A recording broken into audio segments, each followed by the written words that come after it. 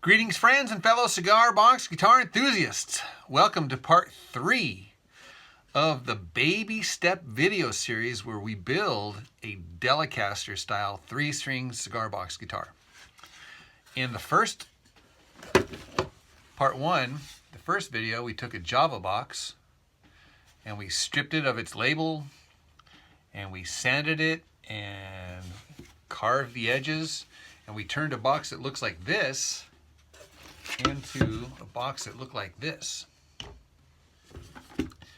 And in the part 2, we actually stained the box and prepped it by adding the jack and then the holes for the switch and the potentiometer.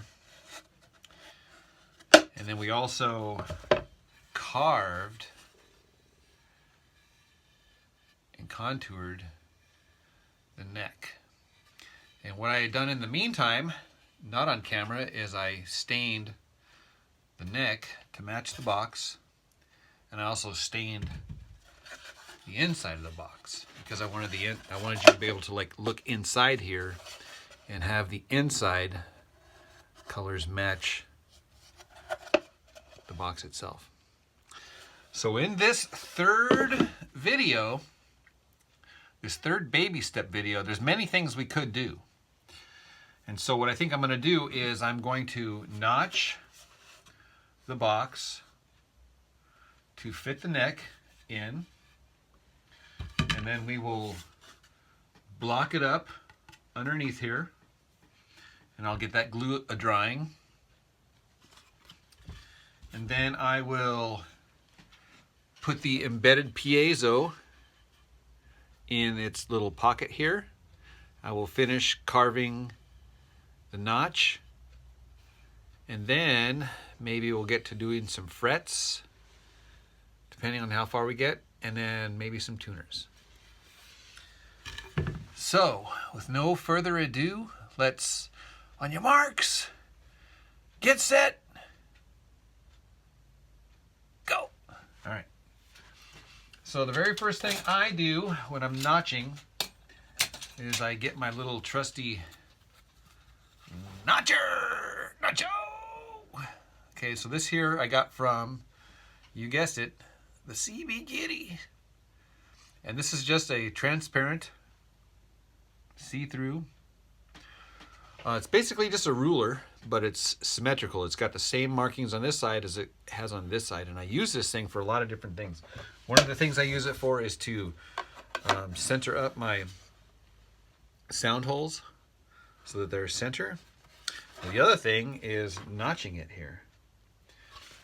And so what I typically do is I make sure that this little notch here matches the same thickness as, and you can see here there's a little bit of give here. Maybe about a 1/16 of an inch, maybe a little bit more. And so that all that tells me is that I need to cut on the inside of the line here to make this nice and tight. Pretty simple. All right, so now I'm going to center this up here on my cigar box. And it's pretty easy because it's see-through, so I can see the markings on either side here. So that's going to be 5 1/4. A little over 5 1/4 on either side of the box, on either side of the, so I don't know if you'll be able to see this or not, but if I line it up for 5 1/4 on this side,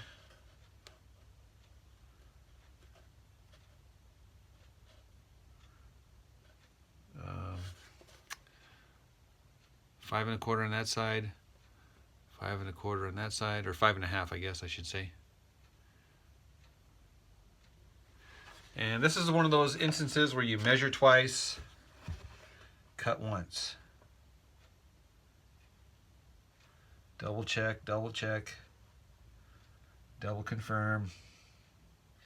Yeah, because if you make this wrong, then you're gonna be frustrated with yourself. Okay, so remember I'm cutting on the inside of the line. So that's pretty straightforward, right? And then I get my fretting saw, and I use this thing for everything.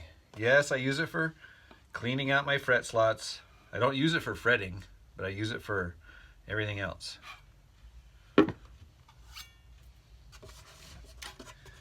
Okay, so with this here, I'm just gonna score it. I'm not gonna cut it all the way down yet. I'm just gonna kind of give myself a little guideline. And this is the reason why. Because, now this is a real important step here. I'm gonna change the exposure on this thing here just a little bit, because I want you to be able to see this here. Okay, so see how I'm notched right here?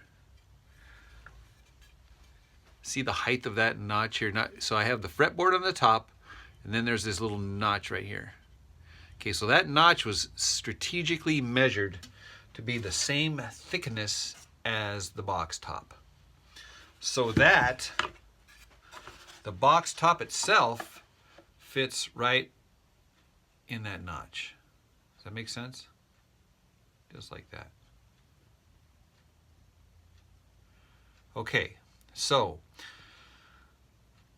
when I'm going to cut my little notch here, what I do is I line this up so that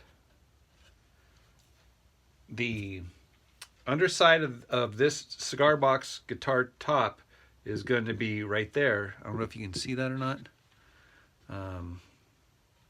See it right there? So that's where this would be, and then I'm going to make a line underneath it, just a little line. So that tells me how deep I need to go.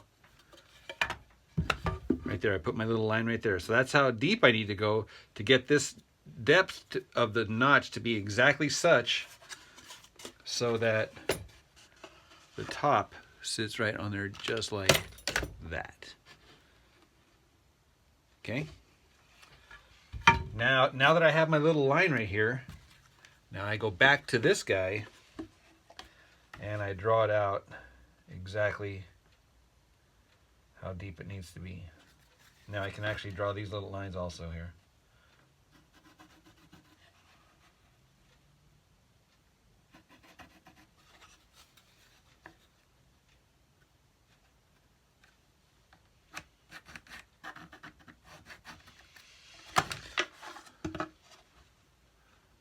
Okay, so now I'm going to get a drill, and I'm going to drill along this little line right here and create a bunch of little tiny little holes like a little postage stamp, and then I'm going to cut down with a saw, and then this thing just pops right out. Watch how easy this is.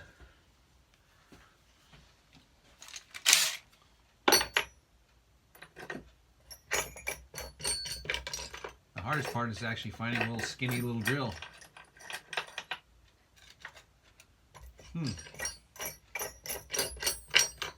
Well, that's just great. Where's my little skinny little drill? What the heck? Sorry guys. Oh, here it is. It was covered by a big bad drill. Okay, here we go. So I got the little drill, and I'm just going to cut along this bottom line right here.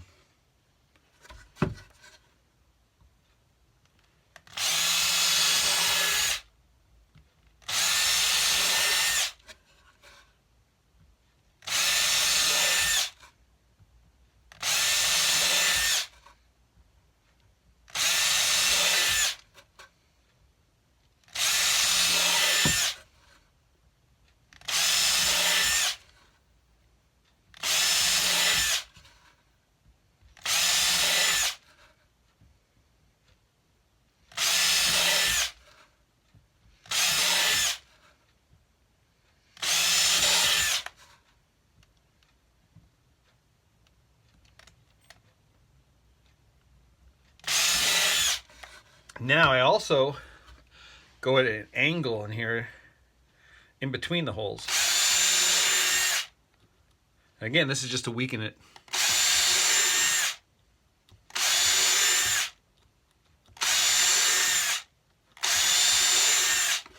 I'll go both ways. I'll go left and right.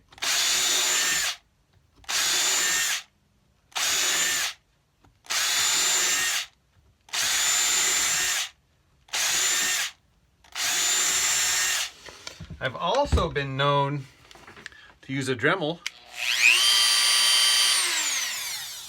I don't do this all the time.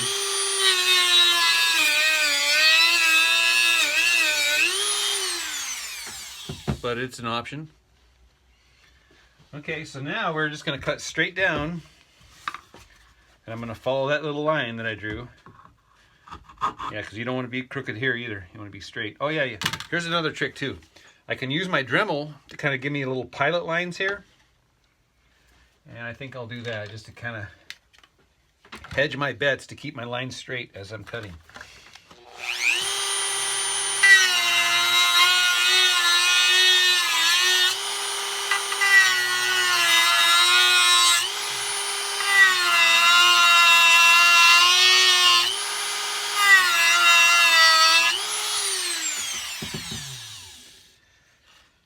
Makes your eyes burn. Okay, so now I have these lines here, and they're just scored so that this saw is going to want to go straight down.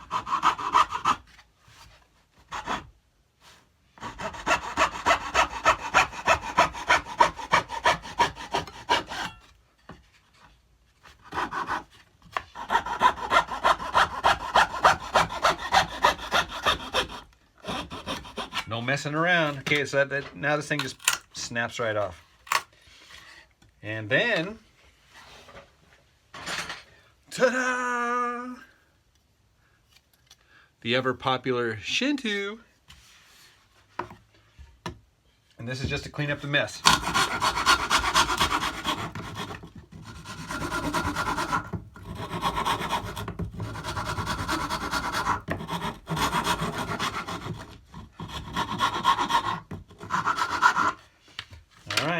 Moment of truth.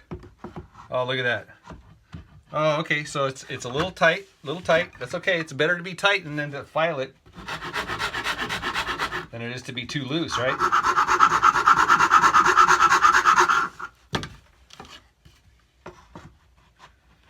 Now I could force it, but I don't need to force it.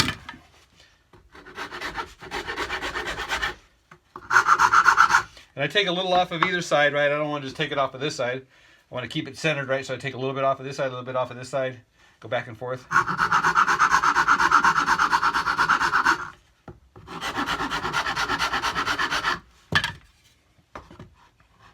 Yep, almost there.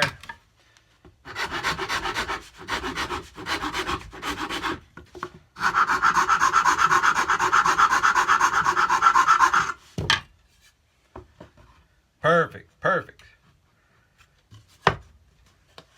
Look at that. Looks like a cigar box guitar. Watch this. Whoop, whoop. Oh yeah, so there's hardly any wiggle. And the reason being is because these walls are so thick. Okay, so now you can see that I still have my fretboard sticking up above the top of this thing here. Okay? And that was my goal. And you can see how tight this is all around.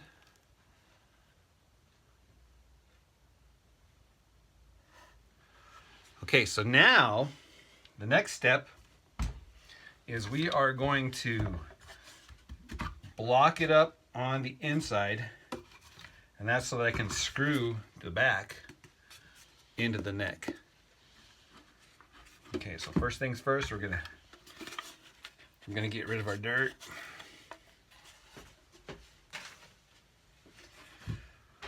Okay, so down here underneath the table, I have a whole collection of these little guys.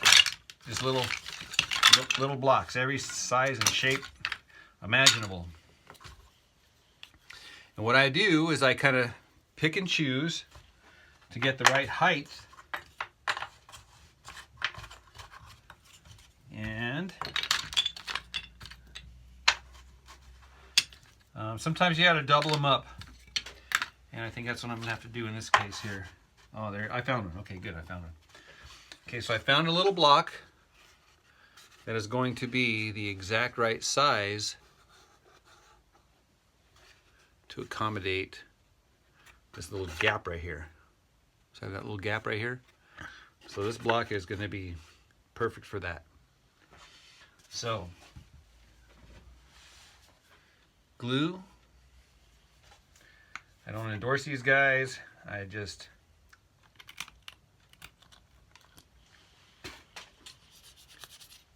use them. And I'm not picky about glue.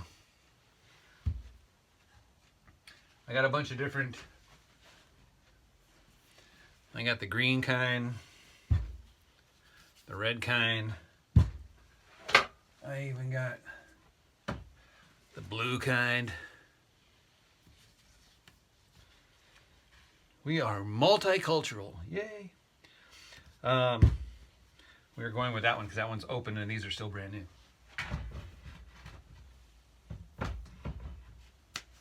All right, let's see here. Okay, so this is going to be set to dry. Now here's a trick. Here's another trick. If you pay close attention to this, this will save you a lot of hassle. So what I do is I put the neck in the box and I close the box and I go like this, up and down. Okay, so that tells me how much wiggle room I have on this side here. Okay, so now what I do is I guesstimate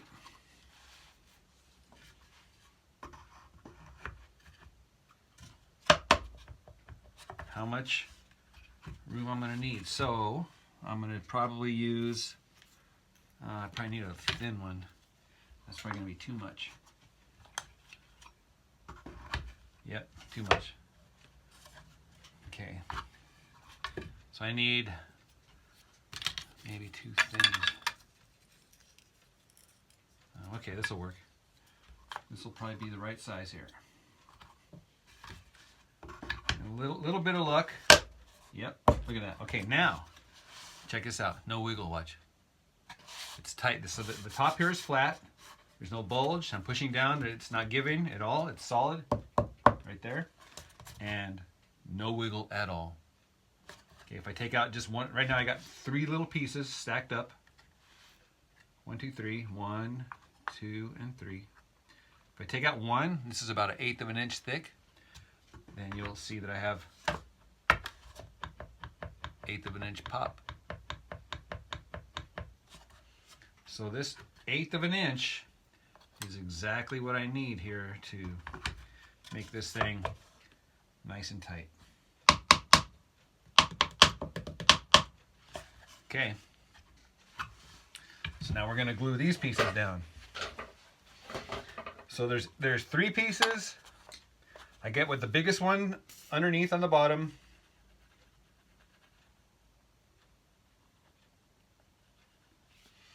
And I line it up so that it's going to be nice and straight. Right? This is important here. You don't want there to be any you don't want it to be like that, dude. You want it to be straight. So you want your block to be directly underneath where it's going to be straight. You can get a square and square this up if you need to, but it's not really that difficult to line it up straight by eyeball. So that's the first one. Here's the second one.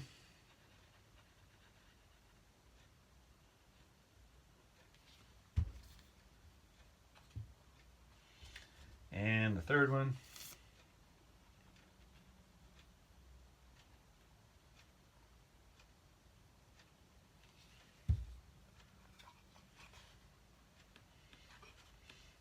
And then we're going to double check it.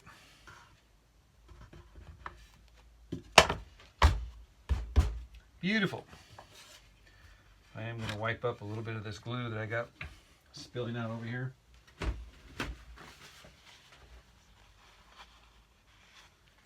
And I don't need to do that, but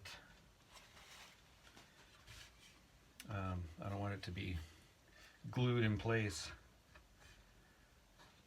Okay. Okay, next we are going to embed our piezo. Now I've already made up a bunch of these piezos already, so they are soldered, and I have different videos explaining how to solder these bad boys up. So I'm not going to waste your time with that now. But I am going to show you another trick. So you see this? Change the exposure here.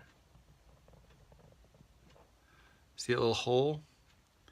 Well, I need to notch out the edge here for the wires to go through. So what I do is I get my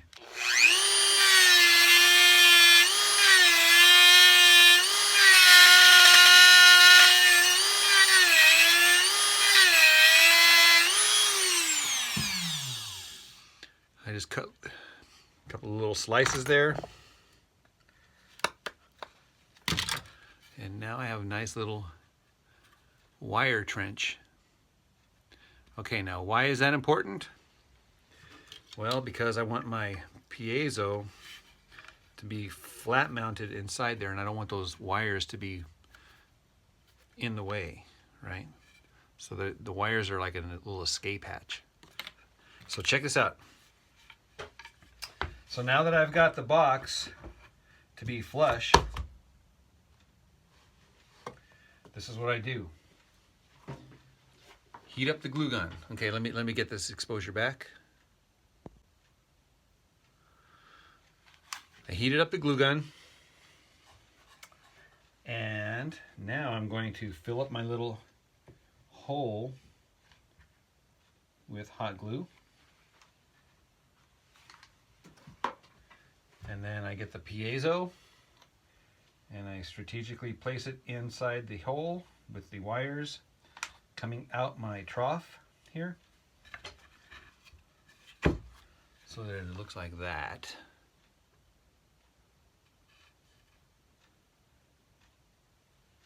Nice and flat. And then I'm going to get a piece of paper, just regular old paper.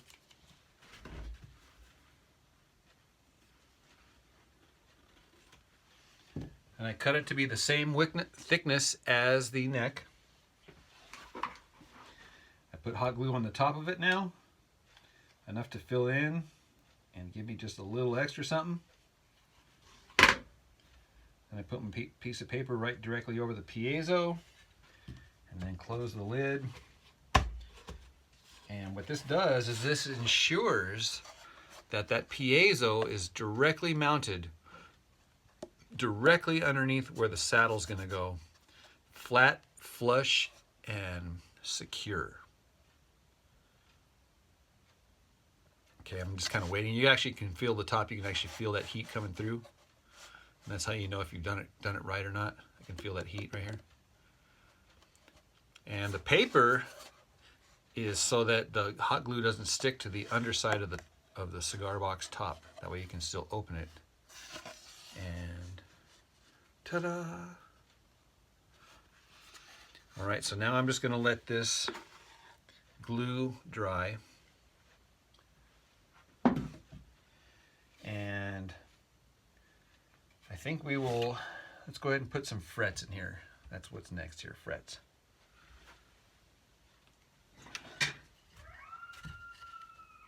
Coyote? Hey, did you guys hear that?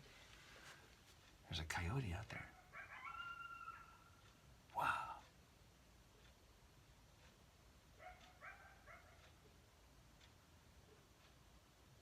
We don't get many coyotes here, so that's kind of cool. Oh, that's awesome.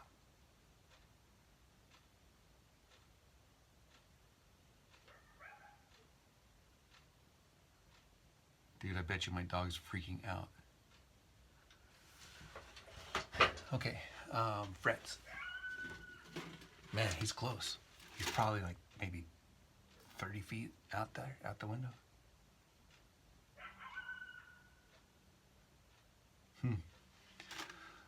I used to live in New Mexico. We had coyotes all the time. Oh, that's so awesome.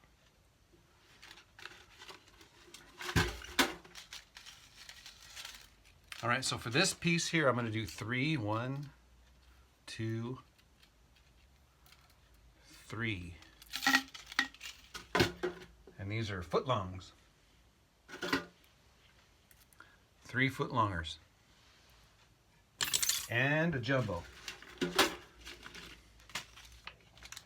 Now I have many videos explaining how to do this. I don't want to beat this horse to death. In fact, I'm going to do a time lapse on this guy here just to save some video space. So, on your marks, get set, go!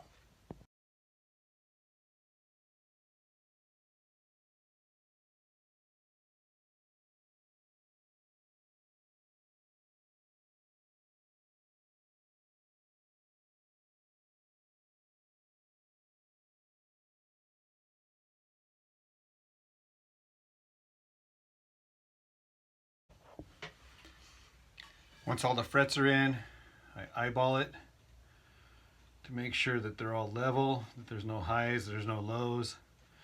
I'm going to go back and file these edges and then dress them up. And I also took opportunity to file down my notch here with the Shinto to create my little trough. And I always know when that's good, right? When I have a gap in between this part here and the plane of the cigar box guitar top. So I have about 1/8 of an inch of a gap right there, which is perfect. Exactly what the doctor ordered. Okay, now is the fun part. All right, here we are at the grinding wheel. And yes, I do have my safety goggles on. So with this one here, I am just going to take these edges of these frets off so that they're smooth with the edge of the fretboard. And I am going to, I'll do a few of them, and then I'll turn this into a time lapse and save your time.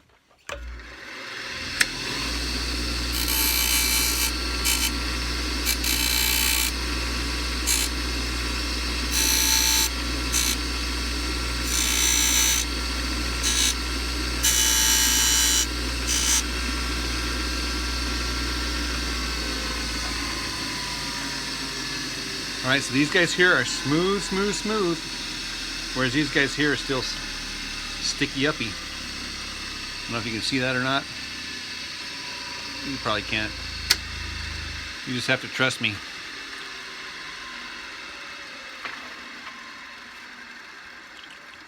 Smooth. Smooth all the way up to here, and then all of a sudden, tink. Not smooth, so smooth, stop. And because these guys are still sticking up. So these are flat, and I'm going to dress the ends of these guys and then polish them smooth like professional.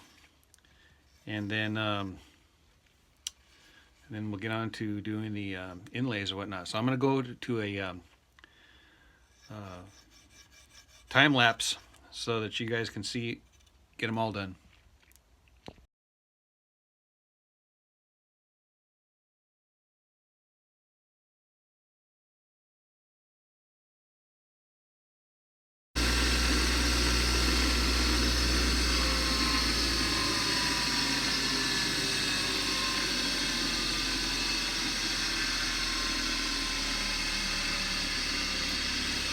Again, I use my fingers to feel for high and low spots.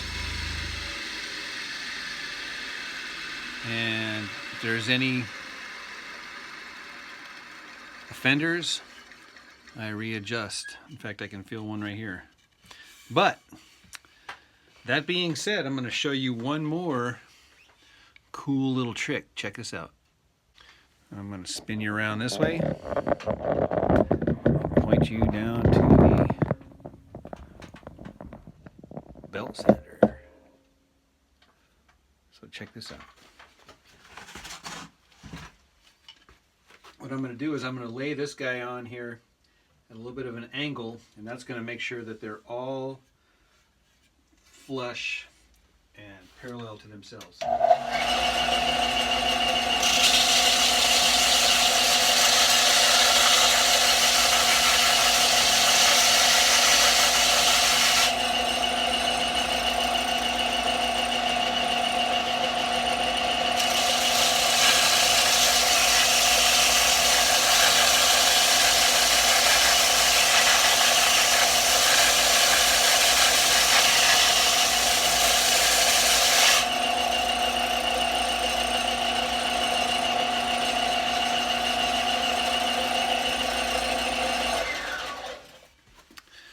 So that leaves these edges perfectly with beveled edge all the way up and down, and it's uniform on both sides. And then of course you can eyeball it. And yep. All right, the next thing we will do is we'll install some tuners and then dress up these edges of the frets. And then we're getting close to being done. That brings us to the point where we need to make the ultimate decision. And what is the ultimate decision? Well, do I go with 2 tuners on top and 1 on the bottom?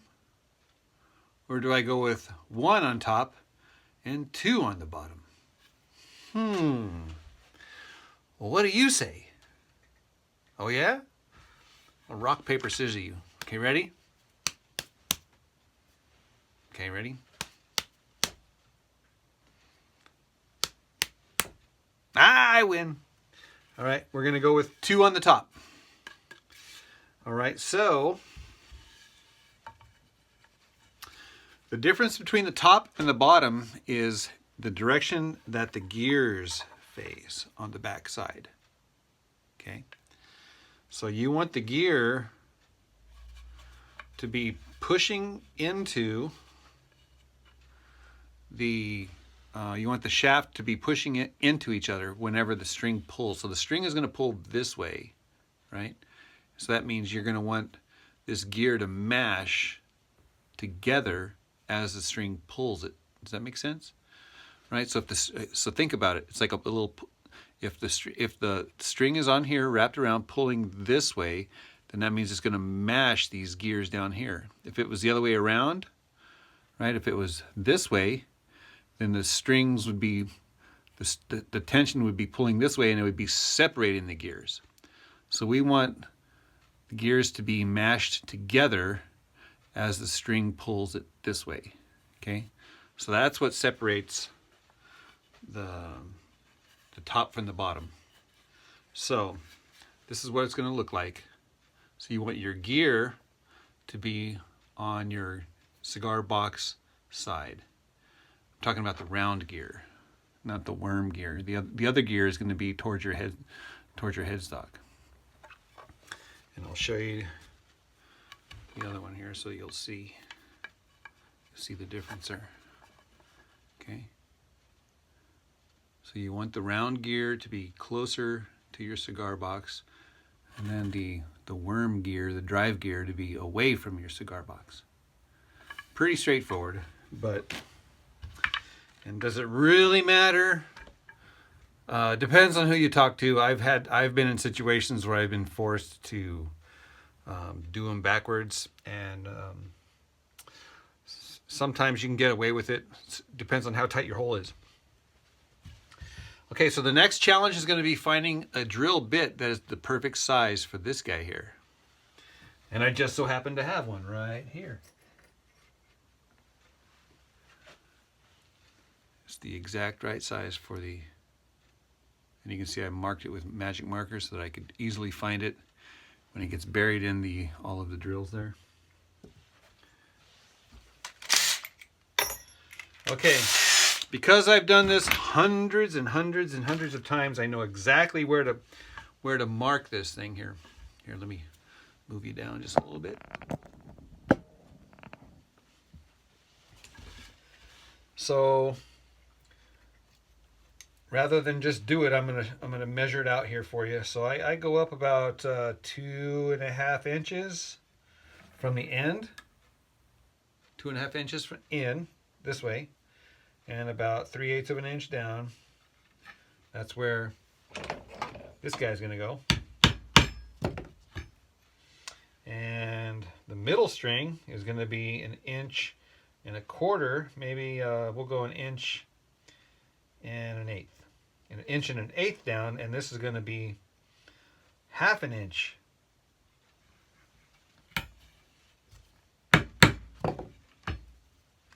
And the high string is going to be 2 inches and back to 3/8 of an inch.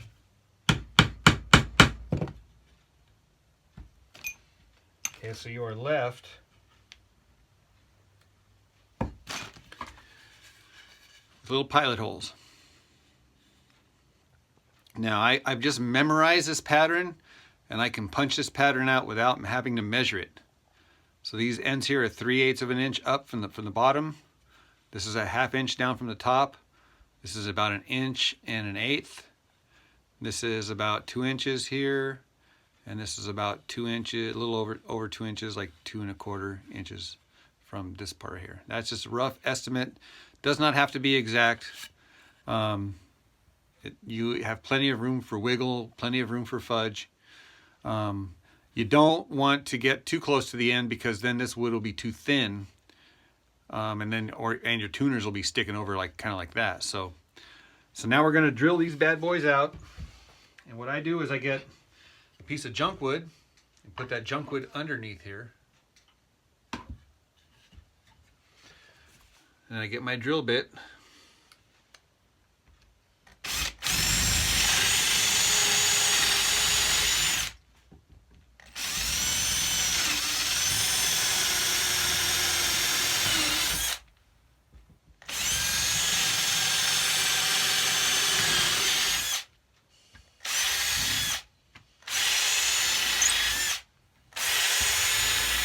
You want to make sure you're directly up and down on that bad boy too.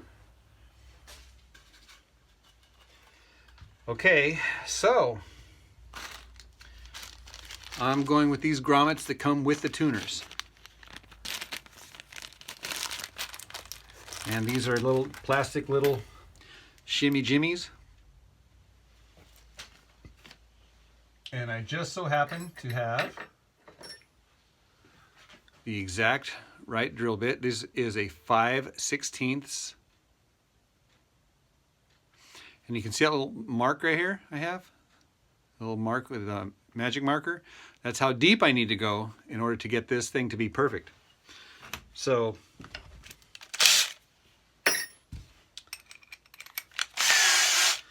this is rocket science, people. Check this out. I put my finger on the back here, and I drill. Now I'm just looking so that this mark here, is flush with the board here. That's all I'm doing. And when that happens, I can barely feel it on this side. I can barely feel it.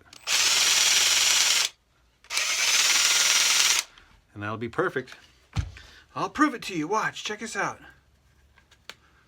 Ta-da! They press in there perfectly, and they're nice and tight.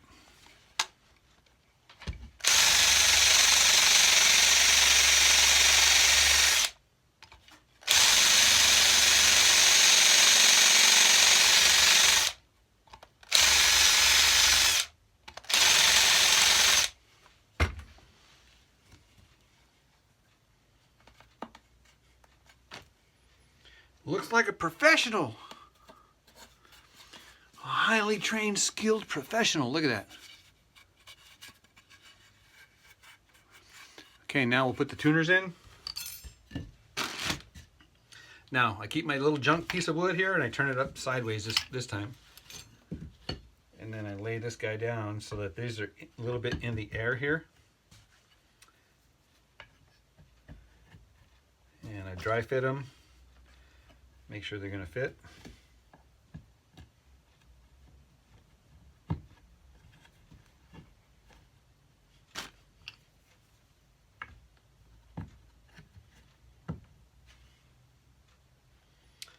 And I line them up so that they're in perfect alignment.